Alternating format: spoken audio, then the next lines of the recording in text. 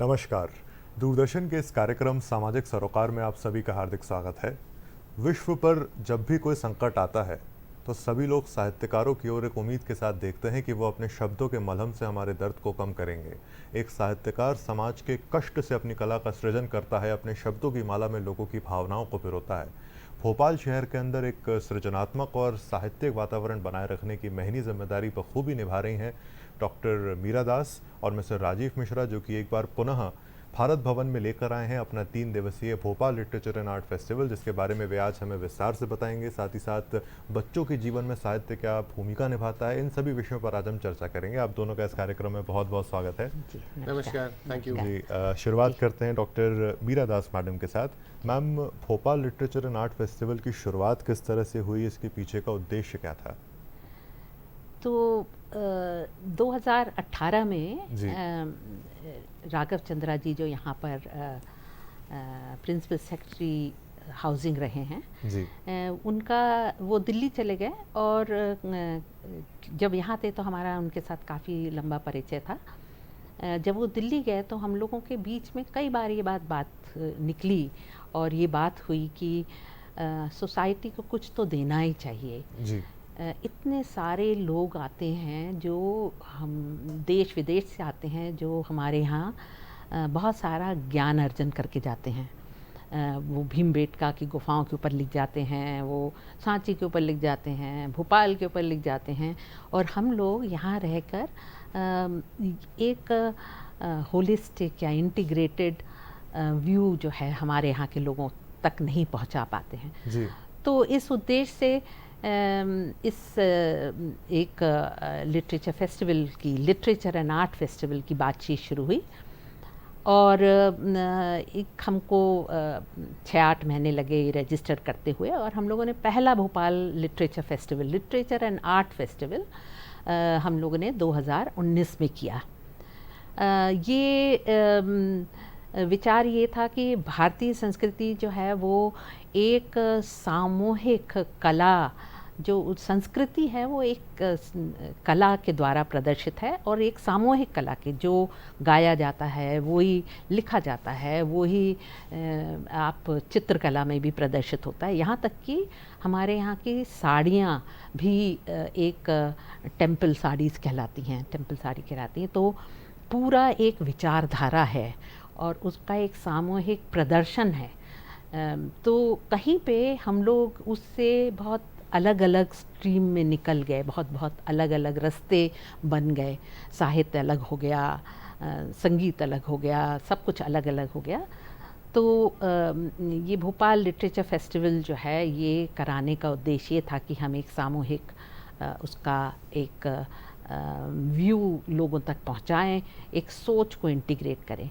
मैं आगे कुछ बोलने के पहले दूरदर्शन को बहुत धन्यवाद देना चाहती हूँ कि मुझे मौका दिया यहाँ के ये बोलने का और समझाने का, और आप सबको 2022 के लिए बहुत सारी शुभकामनाएं देना चाहती हूँ। जी, धन्यवाद मैडम। मैं सर के पास जाना चाहूँगा। सर, आप एक मोटिवेशनल स्पीकर हैं, आप Bhopal literature and art festival में एक संयोजक भी हैं।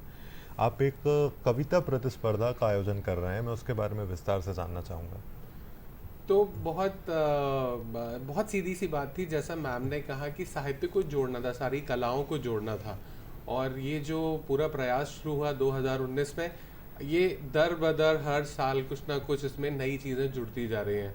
तो 2020 में ऐसा एक विचार आया कि भाई हम ये जो सारी चीज़ें कर रहे हैं इसमें शहर के लोगों को किस तरह से इन्वॉल्व करें, उनका भी एक पार्टिसिपेशन होना चाहिए। सिर्फ यहाँ जो ऑथर्स आ रहे हैं, जो लेखक आ रहे हैं, जो कल्चरल प्रोग्राम हो रहे हैं, उनका ही एक्सपोजर ना हो, उनका भी एक पार्टिसिपेशन हो। तो इस विचार के साथ हमने 2019 में सबसे पहले एक कहानी प्रतियोगिता की, कि पूरे शहर के लिए ओपन थी, कोई एज कैटेगरी नहीं थी। तो हमने ये कहा कि आप कहानी लिखिए, उनको 3 टॉपिक दिए और उन टॉपिक के हिसाब से एक फिक्शनल स्टोरी, काल्पनिक कहानी लिखनी थी 1500 शब्दों में, और हमने आयोजित किया। तो उस वक्त हमने कुछ 6 पुरस्कार दिए थे और 30 प्रमाण पत्र, सर्टिफिकेट्स दिए थे, प्रशंसा पत्र एक्चुअली दिए थे।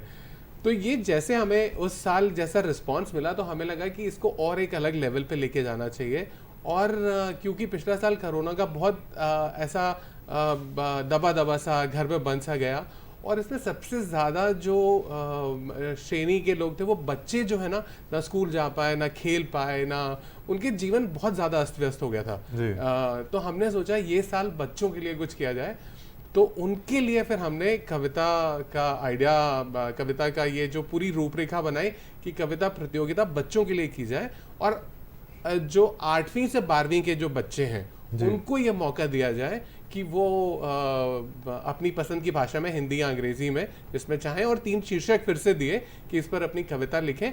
और इस दफा हमने क्या किया, कैश प्राइज बढ़ा दिए। हमने इस बार 36 कैश प्राइज दिए हैं। तो जो प्रशंसा पत्र है उसका लेवल खत्म कर दिया, और सिर्फ प्राइजेस का जो लेवल है वो बढ़ा दिया। जी, तकरीबन कितने बच्चों ने पिछली बार इसमें भाग लिया था? पिछले साल उम्र का नहीं था, पिछले साल बड़े लोग थे, तो ज्यादातर जो थे ना वो बड़े ही लोग थे। मतलब अगर मैं एवरेज एज कहूँ ना तो आपको 30-35 के आसपास होगी, और करीब 1000 लोगों ने एंट्रीज भेजी थी। जी, तो इस बार एज रिस्ट्रिक्शन डालने की वजह से शायद बच्चे ज्यादा भाग लेंगे। इस बार सिर्फ बच्चों के लिए है, सिर्फ बच्चों के लिए। और अच्छा। स्कूल के ही मतलब मैं आपको वो कैटेगराइजेशन ऐसे बता दूं कि स्कूल के ही छात्रों के लिए है, 8वीं से 12वीं के स्कूल के छात्रों के लिए है जी। और हम इस बार ये मौका दे रहे हैं, हालांकि लिटरेचर फेस्टिवल भोपाल का है, पर इस बार प्रदेश के सारे बच्चों का ये ओपन न्योता है कि वो अपनी पसंद की वो कविता लिखें और हम तक पहुंचाएं। ये सारी डिटेल्स में आपको वेबसाइट पे मिल जाएंगी, फेसबुक पे मिल जाएंगी, इंस्टाग्राम पे मिल जाएंगी, तो बच्चे वहां जाके सब देखें और अपनी पसंद की कविता हमें भेजें। जी, बच्चों के जीवन पर साहित्य, खासकर की कविता, ये सृजनात्मक प्रक्रियाएं क्या असर डालती हैं? बहुत ज़रूरी है देवप्रकाश, बहुत ज़रूरी है। मैं सबसे ये कहता रहता हूँ कि हमने ना पढ़ना कम कर दिया है, बच्चों की रुचि पढ़ने में कम हो गई है, तो ना हम किसी तरह उनको प्रेरित कर रहे हैं कि लिखने के माध्यम से वो पढ़ें, क्योंकि वो लिख तभी पाएंगे अच्छा जब वो पढ़ेंगे। तो वो अपनी दुनिया में अच्छा क्या है, वो पढ़ते भी जो है वो इतना शॉर्ट हो गया है, ट्विटर का ज़माना है, इंस्टाग्राम का ज़माना है, तो इतना छोटा छोटा सा पढ़ते हैं, जो विस्तृत जो साहित्यिक पढ़ाई होनी चाहिए वो नहीं हो रही है। तो हम उन्हें पढ़ने के लिए प्रोत्साहित करने के लिए लिखने का मौका दे रहे हैं कि जब वो लिखें तो कहीं ना कहीं से पढ़कर उत्साहित हो, प्रेरित हो, और फिर वो ये इस प्रतियोगिता में पार्टिसिपेट करने के साथ साथ अपनी साहित्यिक रुचि भी बढ़ाएं। जी, मैं मैडम से जानना चाहता हूँ, madam Bhopal literature and art festival, इसमें आर्ट यानी कि कला भी जुड़ी हुई है, आप एग्जीबिशन के ऊपर काफ़ी जोर देती हैं, मैं जानना चाहूँगा इसके बारे में विस्तार से। तो जो हम लोगों ने 2019 में, अभी पिछले 2 साल तो कोरोना में निकल गया है, इसलिए एग्जीबिशन करना बहुत संभव नहीं रहा भोपाल में कम से कम। हालांकि हम लोगों ने बॉम्बे में 2 एग्जीबिशन किए सोसाइटी ने, लेकिन जो सबसे पहला 2019 में किया था उसमें हमने गौंड आर्टिस्ट हैं भज्जू श्याम जी, तो भज्जू श्याम जी का जो राइज़ है वो बहुत ही इंस्पायरिंग है, बहुत ही मोटिवेशनल है।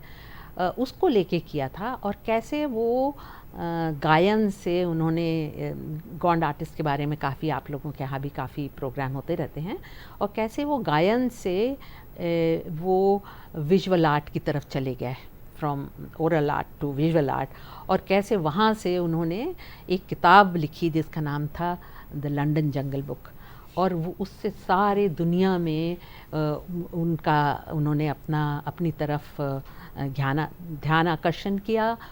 और एक यहाँ तक कि किपलिंग का जो वो है जंगल बुक, उसका ये रिवर्स गेज कहलाने लगा। रिवर्स गेज का मतलब हुआ कि किपलिंग ने जंगल बुक में गौंड ट्राइब के बारे में लिखा है और जंगल के बारे में लिखा है, और इसका एक रिवर्स गेज ये हुआ कि हमारा ट्राइबल आर्टिस्ट जा रहा है लंदन, जा रहा है और लंदन को जंगल की तरह देख रहा है। तो एक बहुत बड़ा विस्ता खुला और फ्रॉम म्यूज़िक से लेके चित्रकला से लेके लेखनी तक उसका पूरा आयाम फैला। तो हमने इसको पूरे जो ऑब्जेक्टिव है उसको क्लैरिटी देने के लिए हमने क्या किया था कि एक अमेरिका से एक आर्ट हिस्टोरियन बुलाए थे जी। एक हमारे पास उसके कॉमर्शियल एंगल के लिए हमारे पास एक गैलरी ओनर दिल्ली से आए थे जो खास ट्राइबल आर्ट को ही प्रमोट करते हैं। उसी के साथ हमारे पास तो हमने 5 लोगों को बुलाया था अलग अलग परिप्रेक्ष्य से। एक आई थी जो वो भी विदेश से ही आई थी, वो एनिमेशन करती हैं, इनके स्टोरीज़ का एनिमेशन करती जी। हैं। तो एक और उसका फैसेट हम लोगों ने जोड़ा इसमें। तो ऐसे 5 लोगों का व्याख्यान रखा गया, बातचीत रखी गई, लोगों के साथ बातचीत हुई, कला प्रदर्शन हुआ। दूसरे साल हम लोगों ने एक राजेंद्र बेदी और नरेश बेदी हैं, वाइल्ड लाइफ पे बहुत ज़बरदस्त काम करते हैं। ये society for literature for culture and environment है। तो एनवायरनमेंट को एक बहुत महत्व देते हुए हम लोगों ने पिछली बार उनका एग्ज़िबिशन रखा, जो उन्होंने एलिफेंट्स पे रखा था। और बहुत ही सराहनीय रहा उनका। एक वाइट टाइगर, स्नो लेपर्ड के ऊपर उनका जो फुटेज है उसको भी जी। हम लोगों ने वहाँ दिखाया था। एक हम लोगों ने फिल्म भी बनाई, पहली फिल्म बनाई भज्जू श्याम के ऊपर, उनके जी। जीवन पे बायोग्राफिकल। दूसरी फिल्म हम लोगों ने बनाई इनकी जो ये वाइल्ड लाइफ पे फोटोग्राफी करते हैं इसके ऊपर। तो कई किस्म के कलाओं को जोड़ते हुए कि जो आप लिख रहे हैं, वो आप बोल रहे हैं, और हर चीज़ का बहुत ही महत्व है। जी। और वो कोई भी किसी से भी हल्का नहीं है। और लिटरेचर जो है वो literature not in the defined, not just defined as literature, लेकिन उसका व्यापक, उसका एप्लीकेशन, जैसे कि आप वाइल्ड लाइफ के ऊपर बहुत अच्छा लिटरेचर लिख सकते हो। जी। एक बहुत बड़े लिटरेचर का वर्ल्ड है। जी। उसको भी कोशिश की कि हम उस तक भी लोगों को बताएं कि आप किसी भी चीज़ में रुचि रखते हैं, उसका लिटरेचर होता है। जी। तो आप जो है वो अच्छे शब्दों का उपयोग, अच्छा एक्सप्रेशन क्या होता है, उसको समझ सकें और देख सकें। जी। मैडम, हमने सुना कि आप आर्किटेक्चर से भी काफ़ी ज़्यादा जुड़ी रहती हैं। हेरिटेज प्रिजर्वेशन के लिए आपने बहुत काम करा है, भोपाल शहर जी। में, इंदौर के अंदर, उज्जैन के अंदर आपने बहुत काम करा है। इसके बारे में हम ज़रा विस्तार में जानना चाहते हैं। तो मैं बेसिकली तो आर्किटेक्चर मेरा फील्ड था, लेकिन हम उसके बाद इंटैक एक संस्था है, एक पैन इंडियन एक संस्था है जो हेरिटेज पे काम करती है, उससे जुड़े और 20 साल तक हम उनके साथ काम करते रहे। इसमें हमने हेरिटेज मैपिंग का काम किया। हेरिटेज मैपिंग में पहले ये तो जानें कि हेरिटेज है कितना। जी। तो हमने मध्य प्रदेश के काफ़ी शहरों में हेरिटेज मैपिंग किया, जैसे भोपाल का किया, इंदौर का किया, उज्जैन का किया, चंदेरी पे बहुत सारा काम किया है, और जबलपुर का किया। इन शहरों का खाली लिस्टिंग किया, हेरिटेज मैपिंग किया, नक्शे में बताना कि कहाँ पे है, और वो एक एक बिल्डिंग जो है वो क्या इम्पोर्टेंस रखती है। इसका अगला कदम ये था कि हमको जवाहरलाल नेहरू एक अर्बन रिन्यूअल मिशन में फंडिंग आया, जो हमको उज्जैन पे काम करने के लिए मिला। काफ़ी अच्छा था। और उसमें हम लोगों ने एक सिटी, शहर के बीच का री इंजीनियरिंग करने की कोशिश की। जी। उसका हिस्टोरिक जो पुरातात्विक वो है, महत्व है, उसको उभारने की कोशिश की। और उसके एक एक आइटम जो हम लोगों को रास्ते मिला, जैसे कि वहाँ पे गंधक नदी का एक बहुत बड़ा नाम आता था। सुगंध से लेके इतना लिटरेचर हमारे संस्कृत लिटरेचर में सुगंध को लेके बहुत सारा है। जी। और हर शहर में कैसी खुशबू आती है उसके ऊपर। कालिदास जी का तो काफ़ी अच्छा उसमें अच्छा डिस्क्राइब करते हैं, उज्जैन के परिप्रेक्ष्य में वो जी। बोलते हैं। और अभी जाके देखते हैं तो काफ़ी डिग्रेडेड लगता है। तो कोशिश की कि हम उस सबको लोगों तक पहुंचाने की कोशिश की। पानी को साफ़ करने का हम लोगों ने 2 अटेम्प्ट किया। वहाँ पे रुद्र सागर है, एक बहुत अच्छा, बहुत इम्पॉर्टेंट हिस्टोरिक वाटर बॉडी है, उसको किया। और एक उनका जो कुंड है महाकाल जी का, उसको भी हम लोगों ने साफ़ करने की कोशिश। ये हम लिटरेचर फेस्टिवल से पहले कर रहे हैं, पर उसके बाद जो लिटरेचर का व्यापक स्वरूप जो प्रस्तुत करने की कोशिश कर रहे हैं। जी। मैं सर से जानना चाहूँगा, सर, हमारे बचपन में जो हम साहित्य पढ़ते थे और अभी जो बच्चे साहित्य पढ़ते हैं उसमें किस प्रकार के अंतर हैं, और उससे परवरिश पर, व्यक्तित्व पर, पर्सनालिटी पर क्या असर पड़ रहा है बच्चों की? देखो, साहित्य तो वक्त के साथ बदलता रहता है, और मैम से बेटर वो इस वक्त मतलब मेरे पास बैठी हैं, तो उनसे बेटर कोई नहीं बता सकते। उन्होंने बताई ये सारी चीज़ें कि कैसे वो थोड़ा थोड़ा उसके खांचे बन गए थे, और उन सबको इकट्ठा करने, जैसे मैम अभी कह रही थी कि साहित्य तो कुछ भी हो सकता है, मतलब वाइल्ड लाइफ के ऊपर साहित्य हो सकता है, कोई ट्रैवल के ऊपर साहित्य लिख सकता है।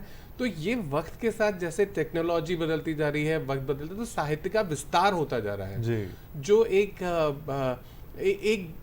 जैसे मैम ने कहा वो वर्ड यूज किया, डिफाइन, जैसे एक परिप्रेक्ष्य में ही हम साहित्य को देखते थे, उसका बहुत बड़ा विस्तार हो गया है, और उसमें हर तरह की चीजें आती गई हैं। तो आजकल की जो जनरेशन है, आजकल के ये जो बच्चे हैं, ये तो हमसे कहीं ज़्यादा सौभाग्यशाली हैं कि इनको अब इजीली एक्सेस है, मतलब इनको बहुत आसानी से ये चीज़ें मिल जाती हैं। हम लोगों को लाइब्रेरी जाना होता था, आज गूगल है तो उसकी मदद से ये सारी चीज़ें सब आसानी से मिल जाती हैं। सोशल मीडिया है, उस पर मिल जाता है। कोई भी कविता पढ़नी है तो उसके लिए जाने की ज़रूरत नहीं है, आप अपने फ़ोन पे कुछ बटन दबाइए, आप कहीं भी बैठे बैठे पढ़ सकते हैं। बस वही का वही है। तो मतलब इतनी ये सब एक्सेसिबल है, लेकिन कोई चीज़ आसानी से मिल जाए तो उसका शायद महत्व भी कम हो जाता है। तो बच्चों में वो जो रुचि है, वो जो जगाने वाली, एक फिर से अलग जगाने वाली बात है, वो मेरे हिसाब से मैं कई सारे प्रोग्राम्स में स्कूल में जाता रहता हूँ, तो मैं स्कूल टीचर से ही ये निवेदन करता रहता हूँ कि आप ही इसको एनकरेज कर सकते हैं, आप ही इसको बढ़ावा दे सकते हैं। कि बहुत सारे स्कूल हैं, उन्होंने खासकर ना ये पढ़ने का टाइम कि आप किसी भी किताब को पढ़िए, एक पीरियड सा बना दिया है कि आप उसमें बैठ के किसी साहित्य को, किसी भी लेखक को आप पढ़िए ज़रूर, आपकी पसंद का हो, चाहे वो ट्रैवल से रिलेटेड हो, चाहे वो धर्म से रिलेटेड हो, चाहे वो काल्पनिक हो, फिक्शन भी हो, तो भी, पर आप पढ़िए वो। तो पढ़ना बहुत ज़रूरी है। बच्चे जब पढ़ते हैं, हम भोपाल लिटरेचर फेस्टिवल में देखते हैं कि जब बच्चे आते हैं वहाँ पे, जो यंगस्टर्स कॉलेज का बहुत अच्छा क्राउड आया है, पहले 2 सालों में तो बहुत अच्छा क्राउड था, उनको जो एक्सपोजर मिलता है, उनको वो जो सीखने को मिलता है, इन लोगों की जो जर्नीज हैं, इन्होंने किताब लिखी है वो एक चीज़ है, जितने भी लेखक आते हैं वहाँ पे, बड़े बड़े IAS ऑफिसर हैं, IFS ऑफिसर हैं, इन लोगों ने दुनिया घूमी हुई है, जब ये अपनी बात शेयर करते हैं तो बच्चों को वो जो एक्सपोजर मिलता है वो उनकी पर्सनालिटी बनाता है। जी, यही चीज़ें हैं। देखिए, किताबी शिक्षा स्कूल में एक चीज़ है, पर ये जो exposure Bhopal literature festival and art and literature and art festival लाता है, ये एक्सपोजर से जो सीख है वो उसकी मिसाल नहीं है। उन लोगों को सुनना, उन लोगों की बातें, वही किताब लिखी किस परिप्रेक्ष्य में थी, कहाँ से उनको ये आइडिया आया था, ये सारी कहानियां सुनने के लिए बहुत ज़रूरी है कि बच्चे आएँ। और मैं फिर से निवेदन कर रहा हूँ सारे बच्चे से, शहर में जो भोपाल में है, जो कोरोना के प्रोटोकॉल हम फॉलो कर रहे हैं, सरकार हमारी पार्टनर है, और हम ये पूरी कोशिश करेंगे कि सारे के सारे जो एहतियात हमें बरतनी है वो पूरी बरती जाएंगी वहाँ पे। तो आएँ, मिलें, सुने इन लोगों को और सीखें, यही उद्देश्य है बच्चों के लिए। जी। कौन कौन से ऐसे महनीय व्यक्तित्व वहाँ पे आने वाले हैं? क्योंकि मैंने पढ़ा था शायद शोभा डे आ रही हैं, कबीर बेदी जी आ रहे हैं, ऐसे और कौन कौन से लेखक हैं जो वहाँ पर आ रहे हैं जिनको आप भी सुनना पसंद करते हैं? मैं तो सुनने के साथ साथ कुछ लोगों से बात भी कर रहा हूँ, मेरा सौभाग्य है भोपाल लिटरेचर से जुड़े होने का। तो इतनी कैटेगरीज हैं, जैसे मैंने आपको बताया, वाइल्ड लाइफ है, ट्रैवल लॉग है, कोई माउंट एवरेस्ट चढ़ के एक IFS ऑफिसर है, वो आए हुए हैं, वो हमसे बात करने वाले हैं। हिंदुस्तान लीवर के और टाटा के सीनियर एम्प्लॉयज़ जो रिटायर्ड हैं, उनका इतना तजुर्बा है, कॉर्पोरेट वर्ल्ड से लोग आने वाले हैं, माइथोलॉजी की बात होने वाली है, कोई रामायण पे बात करने वाला है, कोई महाभारत पे बात करने वाला है। और मुझसे बेहतर इसके जो लेखक आ रहे हैं वो मैम सही होंगी बताने के लिए कि मैम हमें बताएं। जी मैडम, हम जानना चाहेंगे ऐसे कौन कौन से लेखक हैं जिनसे आप भी प्रेरित हुई हैं, जिनको आप सुनना चाहती हैं? जी, तो मैं ये बताना चाह रही हूँ कि एक चीज़ है, हम लोग कोविड का समय है और सरकार के बहुत सारे नियम कानून आ रहे हैं, और हम इसके बीच में हम चाहते हैं कि हम सिर्फ होप कर सकते हैं कि ये सब स्मूथली निकल जाए और किसी को कुछ हो नहीं। लेकिन बहुत सारे ऑथर्स जो हैं, कुछ ऑथर्स थोड़ा स्केप्टिकल भी हैं, थोड़ा सा डरे हुए हैं कि आने जाने ट्रैवल में उनको सेफ़ होगा कि नहीं।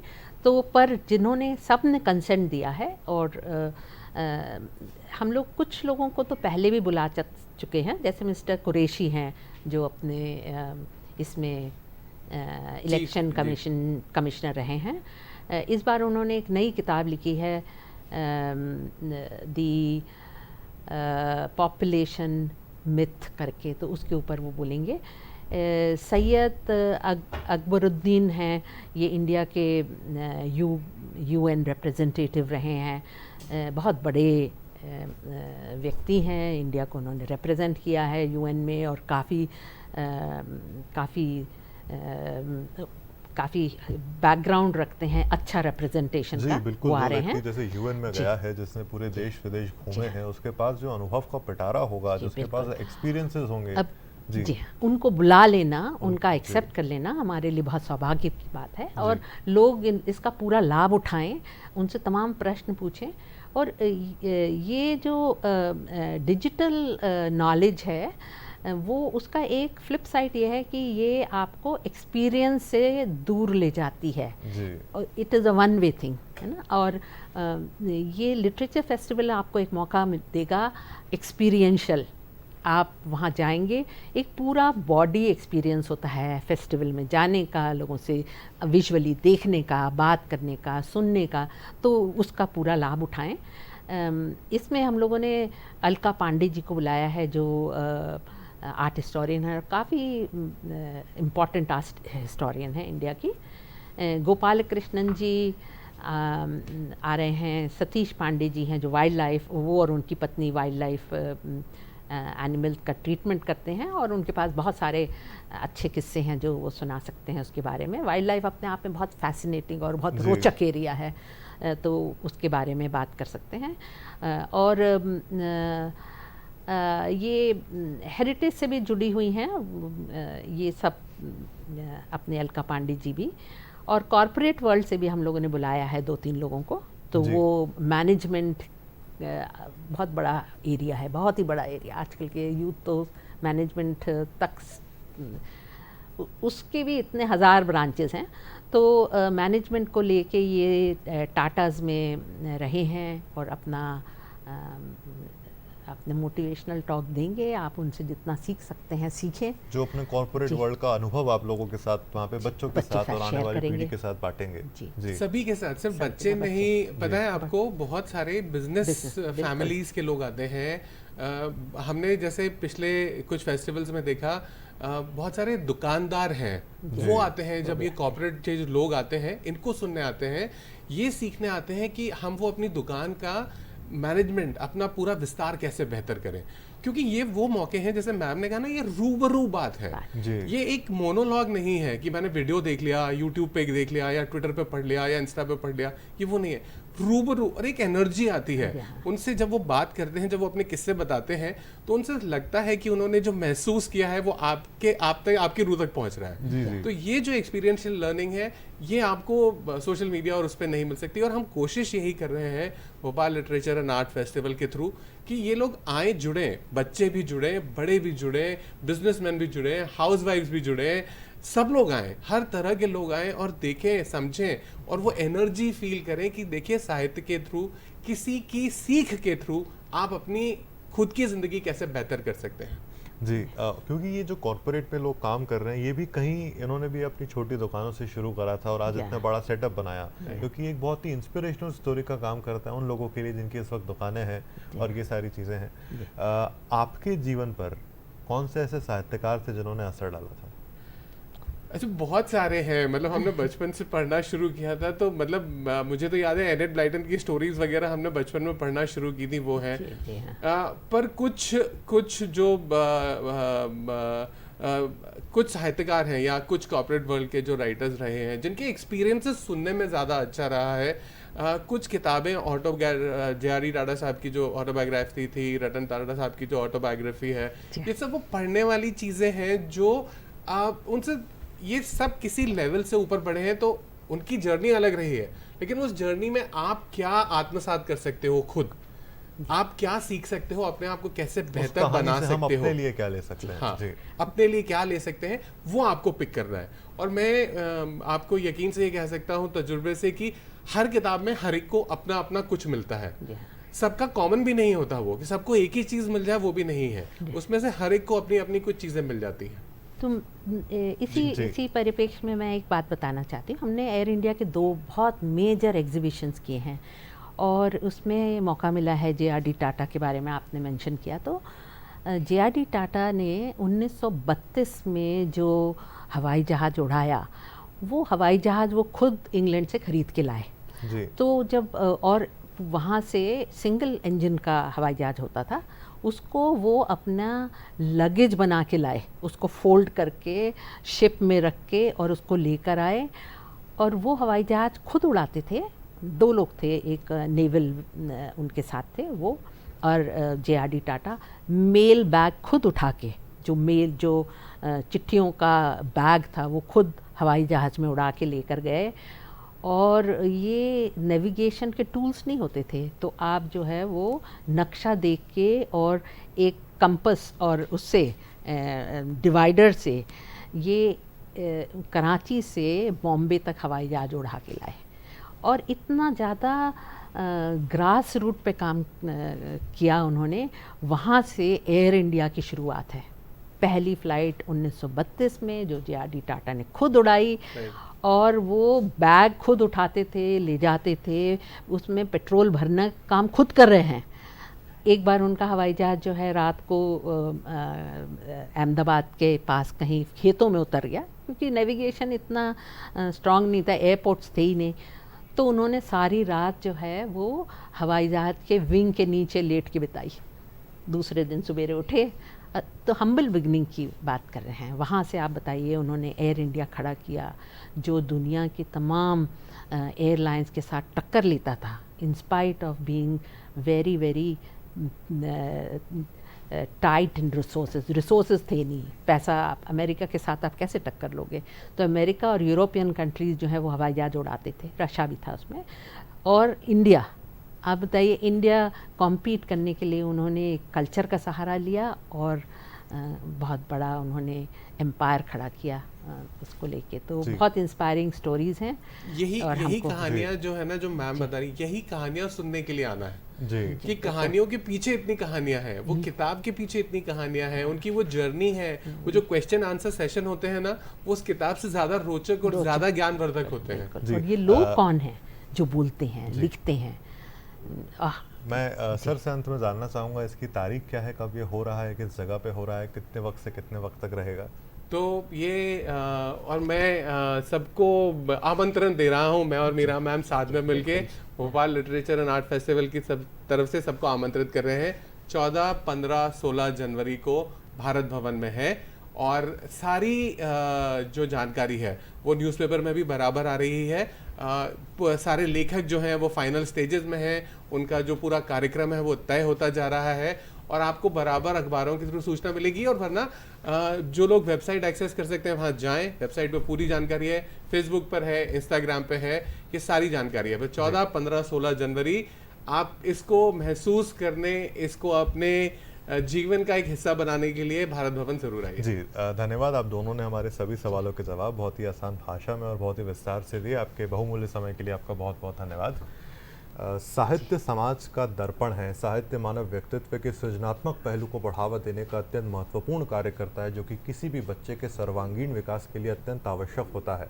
यदि आप अपने बच्चों का परिचय समाज से कराना चाहते हैं तो पहले उनका परिचय साहित्य से कराइए, और इसके लिए Bhopal literature and art festival एक बहुत ही अच्छा अवसर है। इसी के साथ मैं डॉक्टर दिव्य प्रकाश दुबे लेता हूँ आप सभी से इजाज़त। धन्यवाद। धन्यवाद।